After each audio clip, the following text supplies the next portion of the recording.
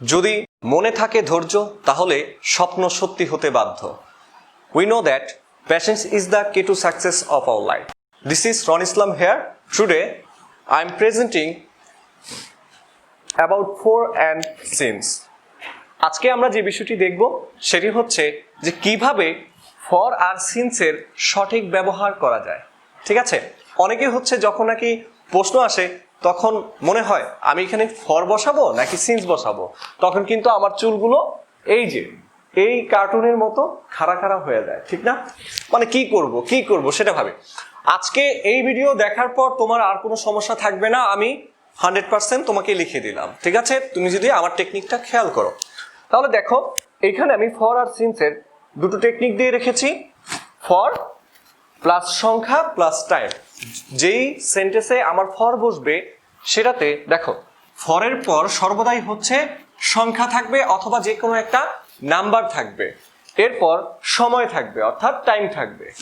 দেখো তাহলে উদাহরণ যদি আমরা বলি ফর 5 আওয়ার্স, তাহলে দেখো 5 হচ্ছে কি নাম্বার অর্থাৎ সংখ্যা, আর হচ্ছে টাইম হচ্ছে কি এখানে আওয়ার্স। ঠিক আছে, ঠিক একইভাবে ফর 7 ইয়ার্স।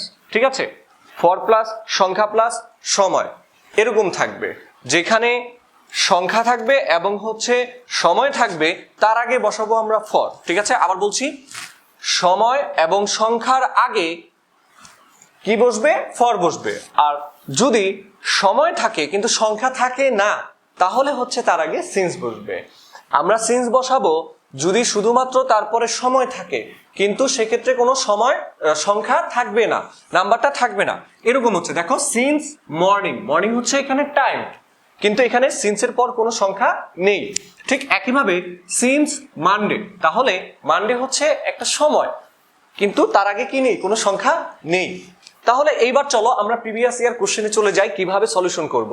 যে প্রশ্নগুলো তোমাদের ঢাকা ইউনিভার্সিটি এবং হচ্ছে বিভিন্ন পাবলিক বিশ্ববিদ্যালয় থেকে এসেছে সেগুলোই হচ্ছে এখানে লিখে দিয়েছি, ভালো করে নোট করে নাও। দেখো penguins the most highly specialized of all aquatic birds may live dash 20 years. তাহলে এইখানে কি বসবে? ঠিক না, প্রশ্নটা অনেক বড় এসেছে কিন্তু আমি কি বসাবো সেটি হচ্ছে কি ধরতে পারছি না, সেজন্যই আজকে আমার এই technique before, since, for, from আমরা কোনটা বসাবো। ঠিক না, দেখো একটু ভালো করে খেয়াল করবে।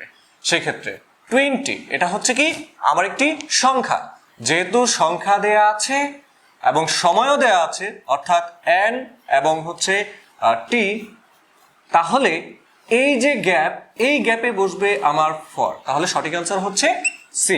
আশা করি তোমরা বুঝে নিয়েছো। এরপর দেখো it has been raining dash last Tuesday. আচ্ছা, এখন এইখানে দেখো তো কোনো সংখ্যা কি আছে?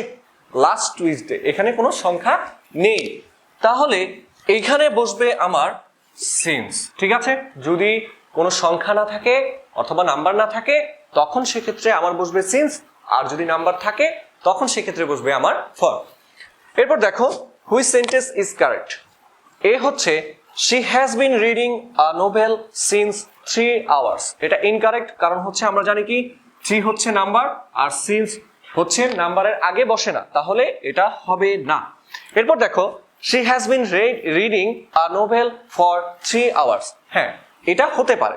তো দেখো ফর প্লাস সংখ্যা প্লাস সময়, তাহলে সঠিক আনসার হচ্ছে বি। এখন সি নাম্বার প্রশ্নটি যদি আমরা একটু খেয়াল করি তাহলে দেখবা she has been reading a novel for 3 hours। অনেকেই বলবা স্যার এটা তো ঠিক আছে, এই যে ফর সংখ্যা টাইম সবই তো ঠিক আছে, তাহলে বাক্যটা কেন ইনকারেক্ট? একটু ভালো করে খেয়াল করতে হবে পোলাপান। ঠিক আছে, একটু দেখো she has been, এখানে has এর পর কি ব্যবহৃত হয়েছে? being। আমার হওয়ার কথা ছিল কি been। ঠিক আছে, সেজন্য এই বাক্যটি হচ্ছে ইনকারেক্ট। এই ছিল আমার ফর এবং সিন্সের সঠিক ব্যবহার।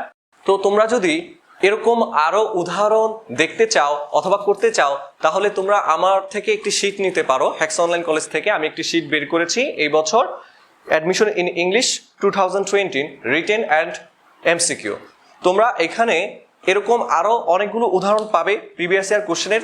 দেখো আমি পেজটা বলে দিচ্ছি, ফর এবং সিন্সের ব্যবহার দেয়া আছে 65 পেজে। ঠিক আছে, এখানে তোমরা এইভাবে কোশ্চেনগুলো করতে পারবে। তো যারা নিতে চাও তাদের জন্য এটার সুলভ মূল্য হচ্ছে 250 টাকা। তোমরা যে কোনো জায়গা থেকে অর্ডার করলে আমাদের বইটি তোমরা পেয়ে যাবে ইনশাল্লাহ।